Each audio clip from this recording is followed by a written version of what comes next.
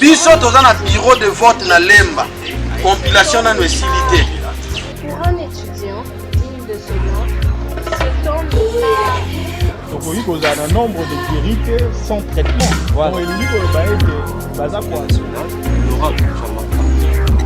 Après vote, bien sûr, depuis.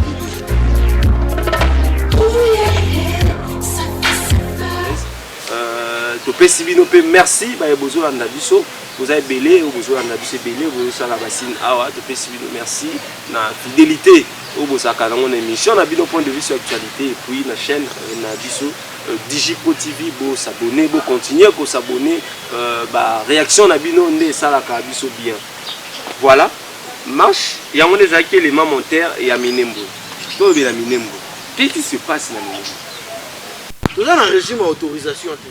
Donc, dès que j'entends Ngobila, il faut bailler baka, kokota un esprit à constituant.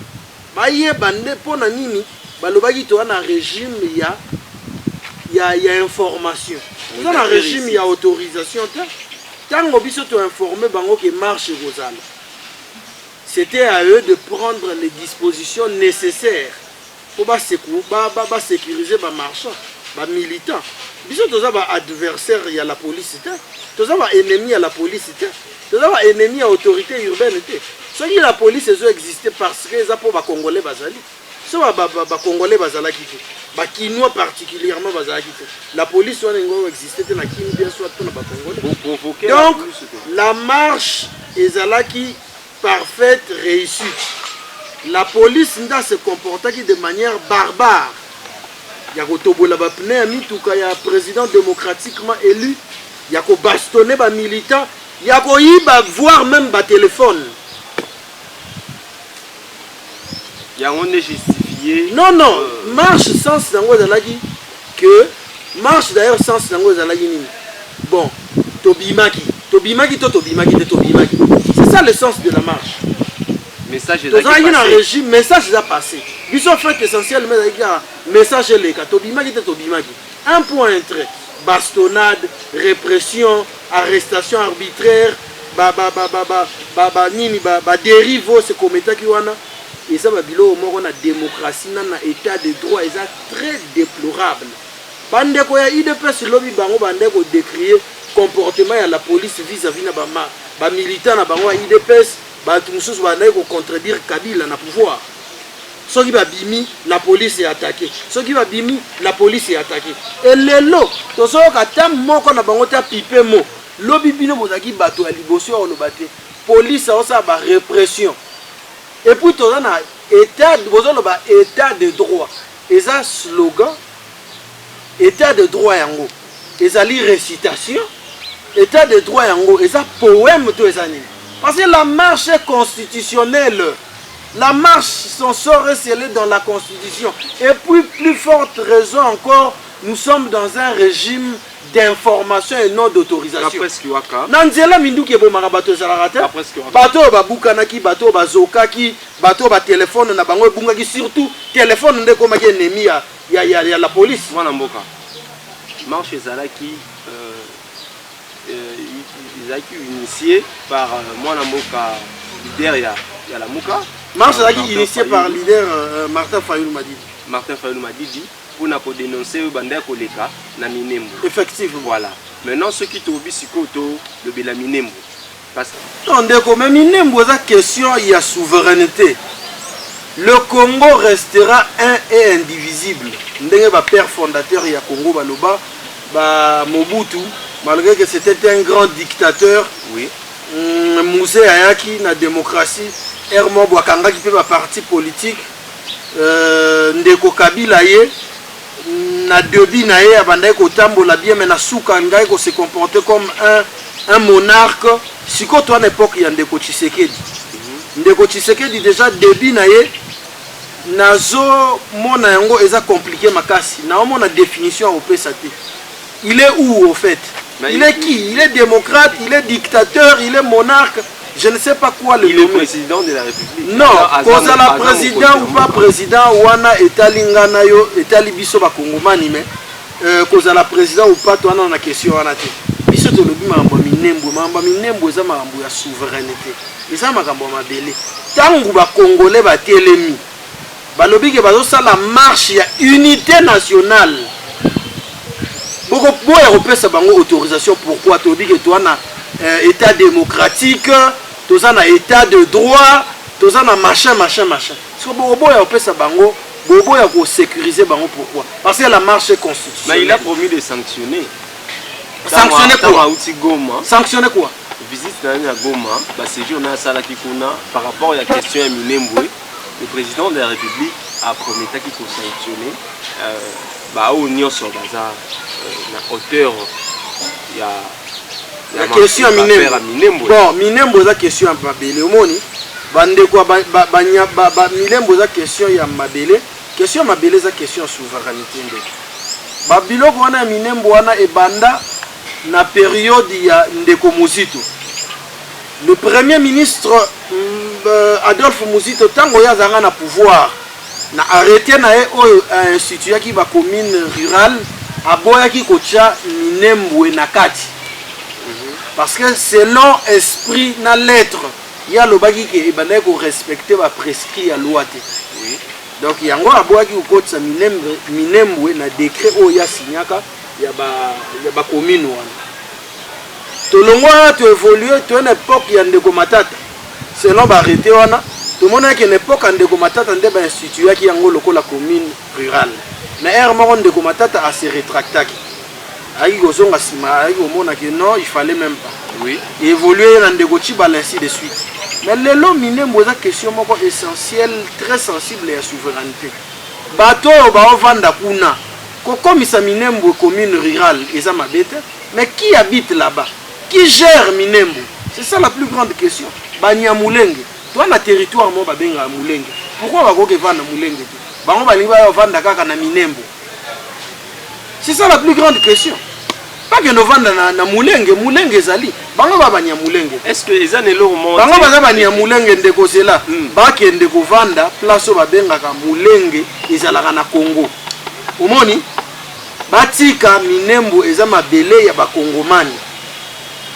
Ekokata na te ekende na ngambo oyo bango makanisi oyo bana ngo basala bakosala yango te parce que même bakoko ya bakongolais oyo bakufa bakimbango consort bakotelema mpo babundela mabele ya Congo sauf kaka que soki bana Congo oyo baza vivant bazopema batelemi te. Est-ce que ça na eloko moko te oza ko se passer kuna na Minembwe oyo jusque là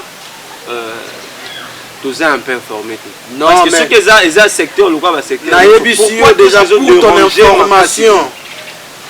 Parce que ça dérange. Pour ton information, son infaillibilité leader, il y a Nouvelle Élan de Adolphe Muzito a eu la conférence de presse pour na alobe la Minembwe de manière technique.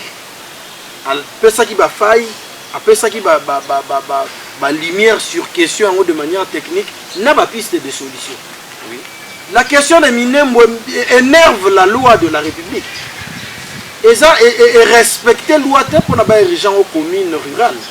Il fallait en principe, avant les gens dans la commune rurale, il faut respecter la prescription sur la loi. Après, comme la commune rurale. Mais qui vont diriger Minembwe? Quels sont ce peuple qui vont habiter à Minembwe? C'est une question à Minembwe. Vous comprenez? Donc la question est très sensible. Et les Congolais, tant que ça marche à unité nationale, marche à solidarité pour la Minembwe. Tout le monde qui tient la répression, la police a ya kobimisa ba biceps, le gars na est kuna bakoka kobimisa ba biceps. Il fallait en principe la police a kenda kobimisa ba biceps na est côté ba boma ba Congolais chaque jour. Il faut la police qui nous retient makasi kuna abeta banguna oyo bayaka kokota na mabele ya Congo de manière nandenga kimoyibi bayaka bakota ba pied ba boma ba kende ba violer. Mais la police musala ne yango akende ko betaka gaz lacrymogène à bout portant kuna. Est-ce que président de la République a suffisamment vraiment informé l'affaire à Minembwe? Parce que pourquoi j'ai posé cette question? Parce que l'Obama qui a que le ministre Rouberoy a une décision où le président de la République plutôt a pour faire partie de la donc ce soit décision seule na ndeko ezali likambo moko ya kokamwa makasi tango toana bakambi o baza le mieux informé ba situation ba citoyen nyonso ya république bango balobaki bazalaki informé te na makambo okende koleka na kuna. C'est très grave dans une république. Même ambassadeur eza lokola na France eza lokola na France lelo tomoni na ba Île-de-France ba mboka wana ba nini ba benga ngoni ba outre-mer français wana omona que elinge ko masoki ba territoire elinge ko masoki nini président en fonction azala informé. C'est très grave pour la nation française et les Français, à plus forte raison pour les Congolais. Il est le premier azala informé comment? C'est ça la plus grande question. Et dans l'organe au babenga conseil des ministres, le conseil des ministres est là pour donner les grandes lignes orientation à Makasi Bimara na conseil des ministres sous la houlette du président de la République. C'est lui d'ailleurs qui gère la police des débats. C'est lui qui donne la vision et les orientations.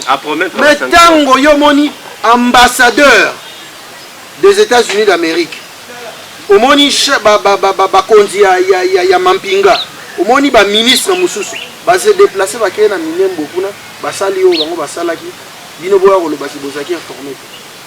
C'est très grave, c'est ça le problème. Et puis non, mais comment est-ce qu'il ne pouvait pas être informé? C'est ça la plus grande question. Est-ce que la question n'a jamais été débattue dans le Conseil des ministres? La question n'a jamais été débattue dans le Conseil des ministres. C'est ça la plus grande question. Comment est-ce que vous n'êtes pas informé? Comment? Vous dites aux Congolais que je n'étais pas informé. Comment? C'est ça la plus grande question. Au moins, il a rassuré. Il a stoppé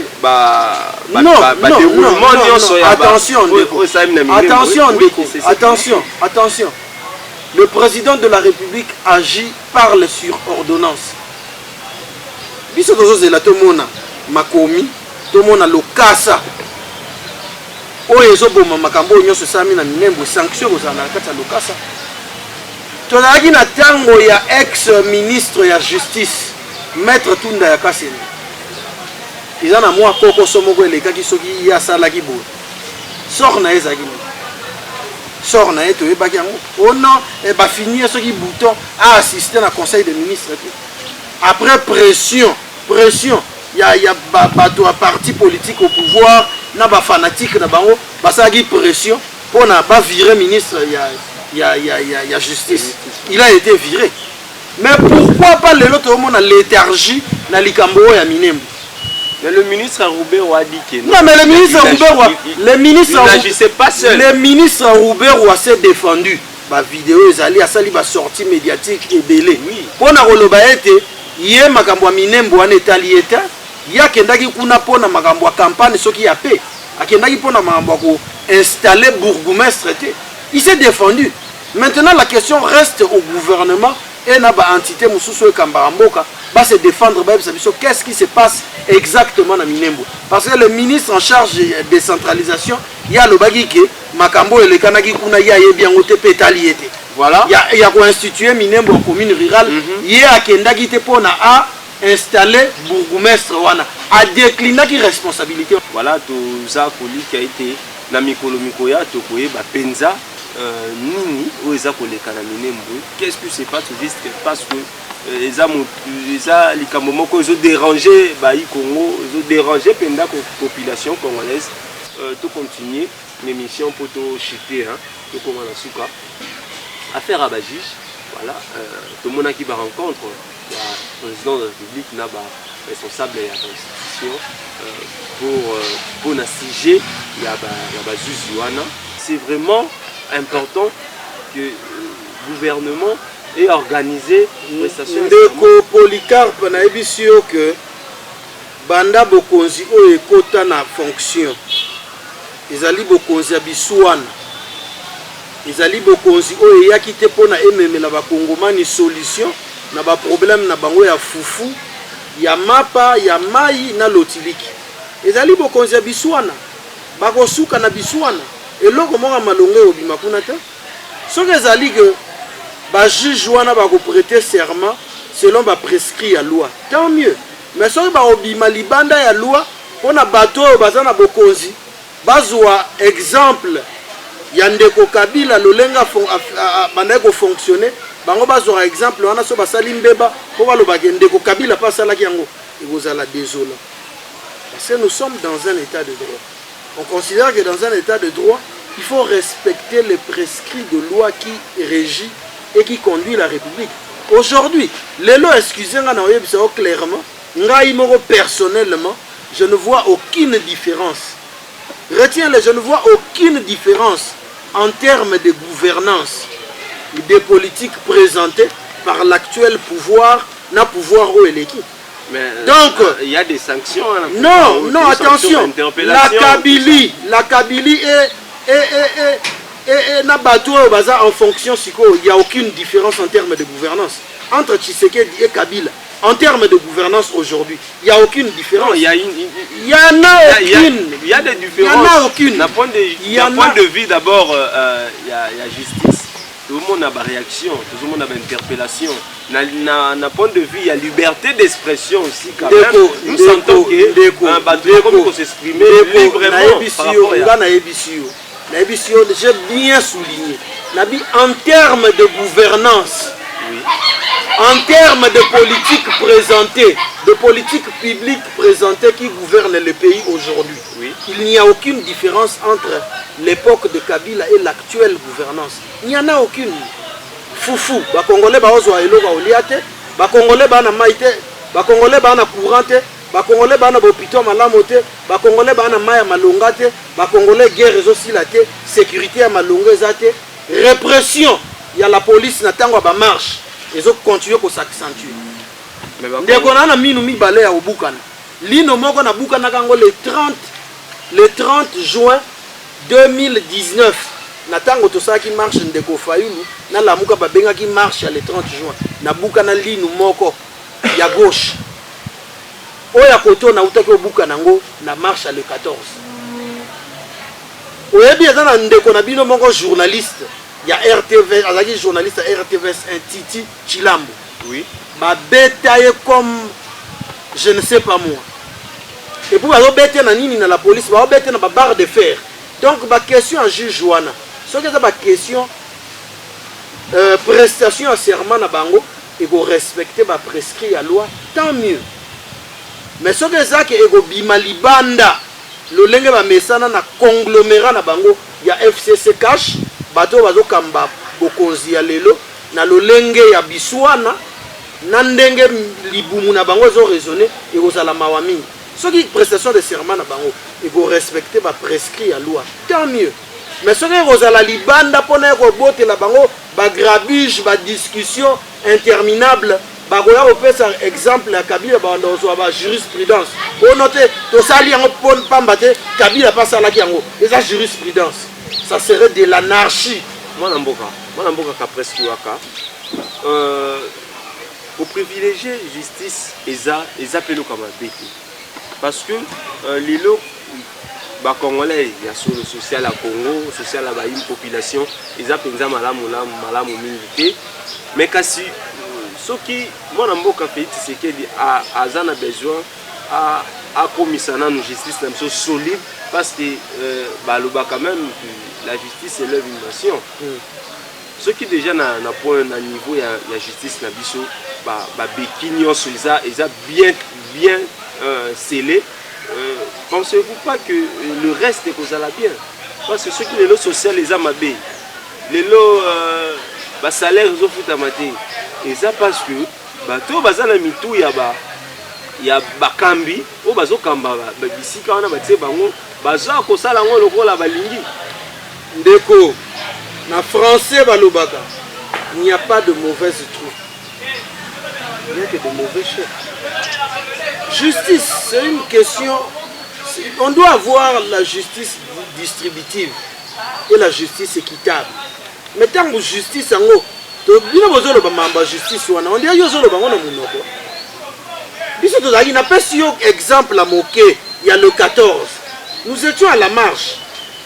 mais marche avec des Oye, personnes n'attend confirmer yo olobi bato IDPS oui bato na mandat ya fachi bato IDPS baba ni amateur baba congolais bien sûr tu comprends yo aussi oyoka déjà basali babiloko bango basala ki wana on nous a violenté on nous a réprimandé yoka ki déjà justice abiki ngana hotel manazo enquêter pour ba répression lesquels makasi yango na pe justice eza nini justice eza so bakangi kamere na nini na programme de gouvernance na bango 100 jours non c'est wana ndeto beti maboko DG aba non mon frère il faut au moins tango bokonzi ezalaka nzambe likolo amonaka makambo esala manasi soki justice ya mokili ekoki osala te justice ya nzambe osalaka un jour il faut être sérieux yo asi justice eza soki bakangi ndeko kamere wana nde tobia justice yango wana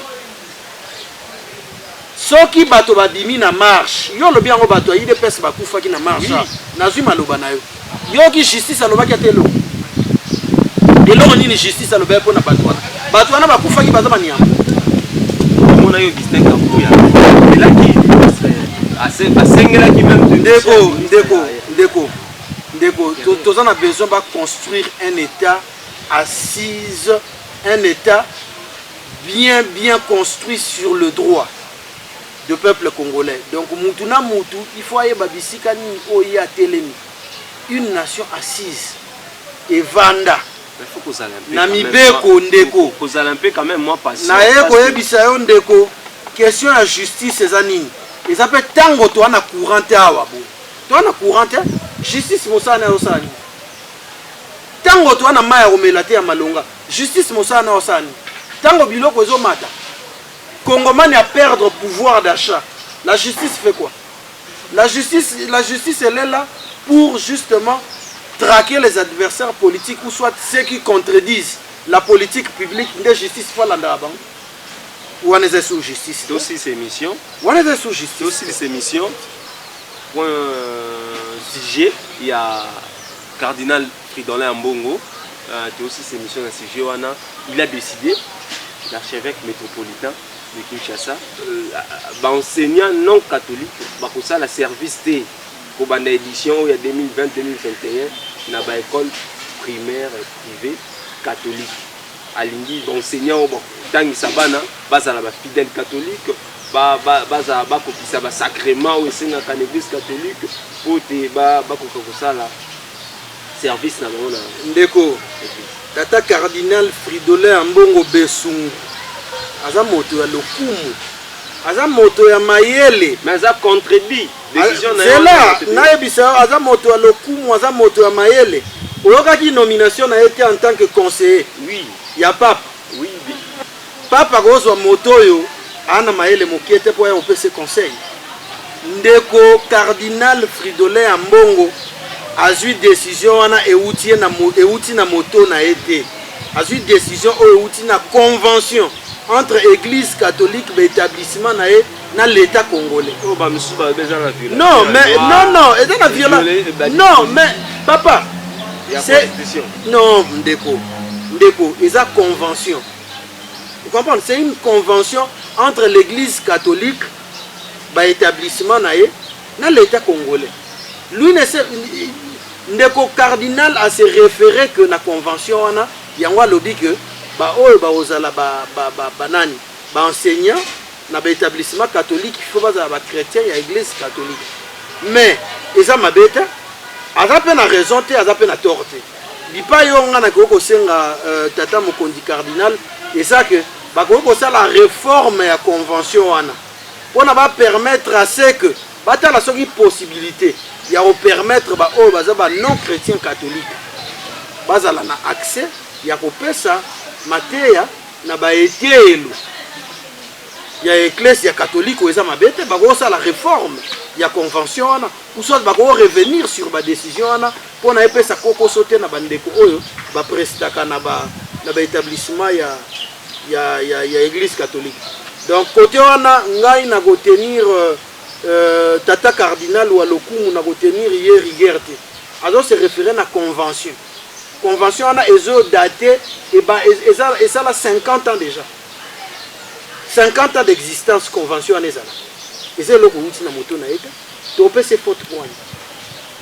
Topé c'est faute pour nani. Voilà. Tokosenga papa cardinal a ba revenir na table ya ba discussion. Oui. Batala le lengeni ba kosa la réforme pour permettre à ce que ba o ba non catholique ba meka kozwa espace ya côté ya bana na ba classe na établissement catholique. Voilà, merci beaucoup. Moi namboka Capres Liwaka Liloba Suka. Non, Liloba Suka lelo na pesi yo merci mingi. Na itando amike na pesi bino merci. Tozobenga ba militaire na biso ya nouvelle là. Bazala toujours aux accueils. Biso to bagi to na opposition te to na résistance. Parce que nous sommes en face d'un pouvoir totalitaire. Tozosenga te biso to na opposition te. Tozali soki bokonzio e botamaki de manière démocratique. Là nous aussi on pouvait s'opposer de manière démocratique. Mais ça bokonzio e botami na hold up électoral. Yangwana biso tobi to ba résistance to se résister contre yango. Voilà. Na bengi ba base na biso ya Mbanzalemba, Livulu, Rompongaba, bipai biso bazali batele mamakasi to simba na loboko pour te continuer lutte na biso na résistance oyo au côté à président démocratiquement élu na son infaillibilité leader ya nouvelle élan de Adolphe Muziba. Merci beaucoup. Tokomi na suka ya émission na biso soki bo sepela ki na émission yé. Bopesa merci l'équipe technique la caméra la réalisation na montage tozalaki na Francis Digi la présentation na inde konabino Polycarpe Lungila peut inviter na biso Capres Liwaka merci na yope merci na bino pe ba bozaki belé ya kolanda biso point de vue sur l'actualité émission na bino sur Digi Pro TV bo s'abonner massivement pour na ko rater actualité mon côté ya Mboka. Merci beaucoup, au revoir. Biso toza na bureau de vote na Lemba. Compilation na nosilité. Pour un étudiant digne de ce nom, ce temps Donc oui, qu'on a un nombre de vérités sans traitement. Voilà. Après vote bien sûr de plus de